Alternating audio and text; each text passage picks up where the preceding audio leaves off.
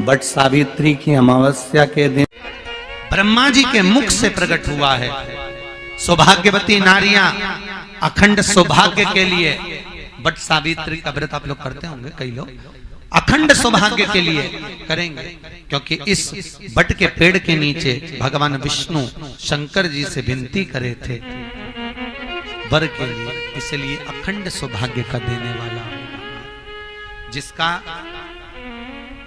Property का झगड़ा चल रहा हो, अदालत में कोई केस चल रहा हो, किसी भी चीज का केस, अदालत में अगर किसी भी चीज की अगर केस चल रहा है तो बड़ के पत्ते के ऊपर बालू मिट्टी का शिवलिंग बनाए, बालू रेत का, बड़ के पेड़ के नीचे ही उसकी पूजन करें,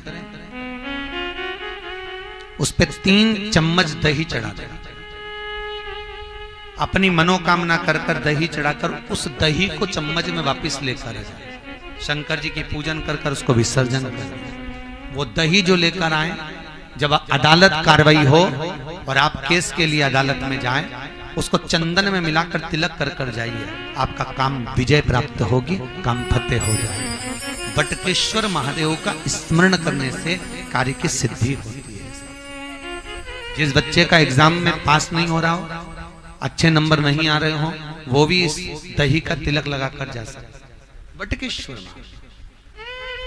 ऐसे भगवान शिव विराजमान हैं।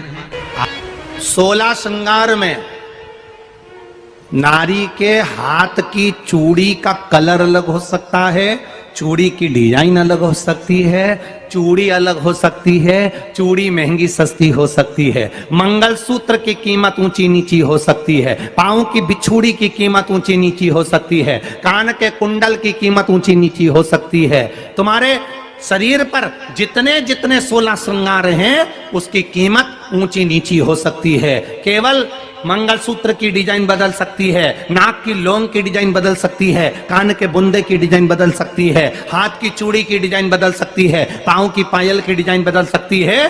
केवल नारी के 16 श्रृंगार में एक श्रृंगार ऐसा है जिसकी कीमत जो पहले थी वही कीमत आज तक है और उसकी डिजाइन आज तक नहीं बदली। वो मांग का सिंदूर है, एक जैसी डिजाइन है और एक जैसी कीमत है। सारे श्रृंगार की कीमत अलग, पर मांग में जो सिंदूर डाला जाता है वो एक कीमत का होता है, एक डिजाइन का होता है और एक जैसा होता है, और वो सबसे भारी होता है। सावित्री यमराज से कह रही है मेरे पति को छोड़ दो। यमराज कह रहा है सावित्री तेरा पति मर चुका है, मांग के सिंदूर को पोंछ दे। सावित्री कहती है पूरा श्रृंगार उतार दूंगी पर मांग का सिंदूर नहीं पूछने दूंगी। तब यमराज ने कहा जब तक तू मेरे मांग का अपनी मांग का सिंदूर नहीं उतारती तब तक तू मेरे पास नहीं आ सकती।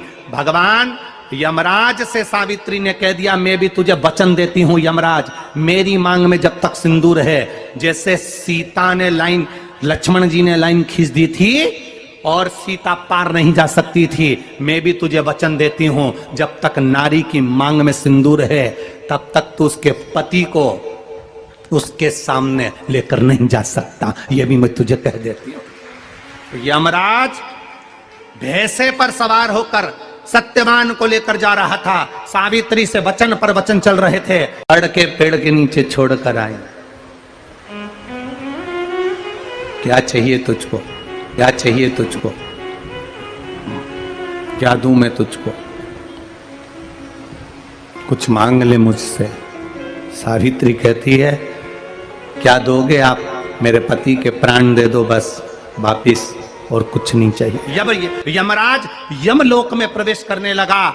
मांग के सिंदूर में से थोड़ा सा सिंदूर सावित्री ने केवल हाथ में लेकर अपनी बिंदी पर जो लगाया, सत्यवान को लेकर यमराज अंदर नहीं जा पाया। बाहर खड़े होकर कहता है मांग ले, मैं तुझे एक वचन नहीं, तू बोले तो मैं 2 वचन दे देता हूं, तू बोले तो मैं 3 वचन दे देता हूं, तू मांग क्या चाहिए। तब सावित्री ने कहा देना चाहते हो, हाँ।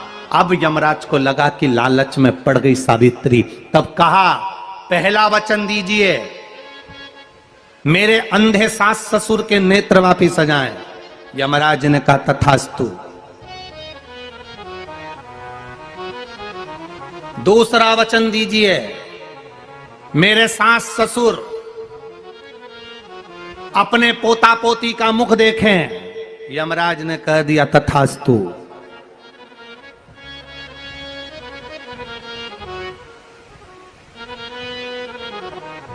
जाओ। यमराज जाने लगे, फिर आग जलने लगी। कहने लगे अब मैं अंदर क्यों नहीं जा पा रहा हूं? सावित्री कहती है तुमने वर दिया है, मेरे सास ससुर पोता पोती का मुख देखें, उनके बेटे को तुम ले जाओगे तो पोता पोती कहां से होगा? छोड़कर जाओ। सावित्री है, पति को वापिस लेकर आ गए। कर्जा मुक्ति के लिए सारे वृक्षों में अगर कोई श्रेष्ठ वृक्ष माना गया है तो वो बट का वृक्ष माना गया महाराज। इसलिए प्रशासनिक कार्य के लिए, मानसिक टेंशन में, परेशानियों में बटकेश्वर महादेव का स्मरण किया जाता है। और यदि निवेदन करूंगा, बहुत ज़्यादा यदि आपको कर्जा हो गया है, बहुत ज़्यादा कर्जा हो गया और वो कर्जा चूक ही नहीं रहा, तो थोड़े दिन बड़ के पेड़ के नीचे आप बटकेश्वर महादेव के लिए 1 लोटा पानी, उसमें थोड़ा सा पिसा हुआ चावल पीस के गला लेना, चावल को और पीस लेना, पीस के उस पानी में मिला लेना और मिलाकर उसमें थोड़ी सी हल्दी पिसी हुई डालकर बटकेश्वर महादेव के नाम से बड़ के पेड़ के नीचे अपनी कामना कर जो कर्जा हुआ है उस कर्जे का भान देते हुए, स्मरण देते हुए छोड़ दे। महाराज 2 या 3 सोमवार एक ही जगह पर करना, 3 सोमवार बाद वहीं से बड़ के पेड़ की थोड़ी सी जड़ उठा लाना और उस जड़ को एक कोई धागे में बांधकर या तो अपने गले में डाल लो या अपनी जेब में पटक लो, उसको थोड़े दिन पटक कर रखना, लगभग 2 से 3 महीना पटक कर रखो।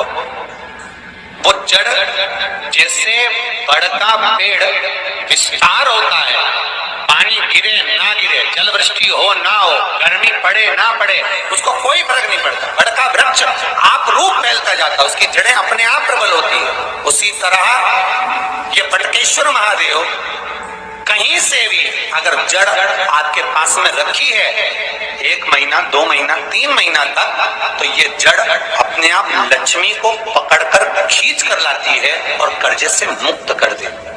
बटकेश्वर महादेव। पत्नी को कभी हल्का मत समझना। सावित्री का पति शांत हो गया था, मर गया था।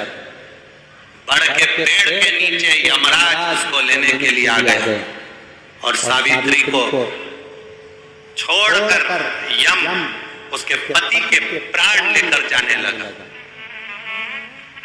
सावित्री मैया अपने सात्वित्व के बल से, सावित्री मैया अपने सात्वित्व पतिव्रता परमेश्वर के बल से यमराज के पीछे पीछे जाने लगी। यमराज आगे, सावित्री पीछे, यमराज आगे, सावित्री पीछे।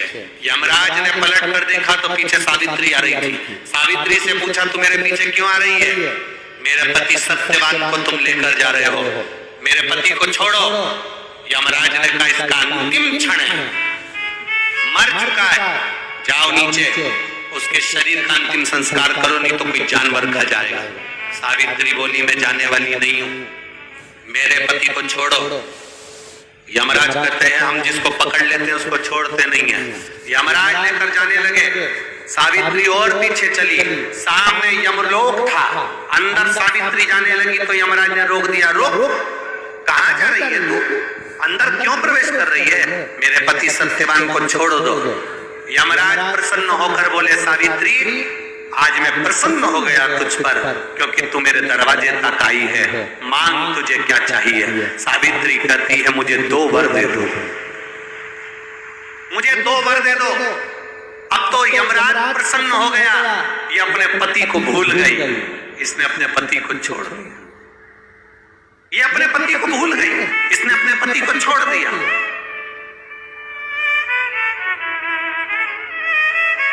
और इसने अपने पति को छोड़ दिया। अब ये कुछ मांगेगी, 2 वर मांगेगी तो मैं इसको 2 वर दे दूंगा। यमराज प्रसन्न हो गए, अपने पति को छोड़ा इसने।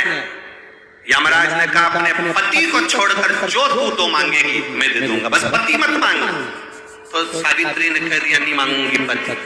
ठीक है, मांगो।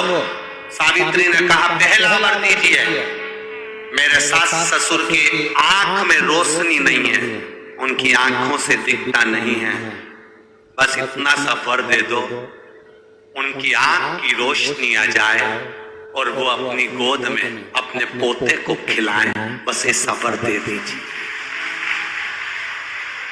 यमराज प्रसन्न हो गए, इसने पति नहीं मांगा, तथास्तु। अब यमराज ने कहा दूसरा वर मांगो। सावित्री बोली दूसरा वर दे दीजिए, मेरे सास ससुर आज तक कोई तीर्थ करने नहीं गए, मेरे सास ससुर का जो बेटा है वो उनको तीर्थ कराए, बस ये वर दे दो। यमराज ने कहा इसने अपने पति को नहीं मांगा, तथास्तु। अब यमराज ने कहा जा सावित्री के कहां जाऊं, आपने कहा था मेरे सास ससुर जब आंखों से रोशनी पाए अपने पोते को खिलाएं, पति तुम ले जाओगे तो पोता आएगा कहां से, पति तुम ले जाओगे पोता कहां से आएगा। और यदि मेरे सास ससुर के बेटे उसको तीर्थ कराए तो मेरा पति अगर तुम ले जाओगे तो उनका बेटा ही तो है, तीर्थ कराएगा कौन। यमराज प्रसन्न हो गया, उसने उस सत्यवान को वापिस लौटा दिया। वो सत्यवान सावित्री। तो जितने भी यहाँ पर मेरे जीजा उन बैठे हैं और जितने आस्था चैनल पर कथा सुन रहे हैं, जितने मोबाइल पर कथा सुन रहे हैं, तुम अपनी पत्नी को कभी हल्के में मत लेना, बिल्कुल हल्के में मत लेना। तुमसे ज्यादा बल व्रत का, उपास का, भजन का ज्यादा बल, तुमसे ज्यादा बल इनके पास रहता है। तुम सोचो कि बोल रहे हो कि मैं मंदिर में हूं, उसको बिना घंटी के घंटी बजती है दिमाग, वो तुरंत पहचान जाता, तुरंत। अपने पति को धर्म पत्नी अच्छे से जानती है कि ये झूठ बोल रहा है, ये गलत बोल रहा है, तो भी वो उसको स्वीकार करती है। उसी तरह परमात्मा को मालूम है कि ये झूठ बोल रहा है, उसके बाद भी वो स्वीकार कर यहाँ तक बुला रहा है, ये उसको मालूम है।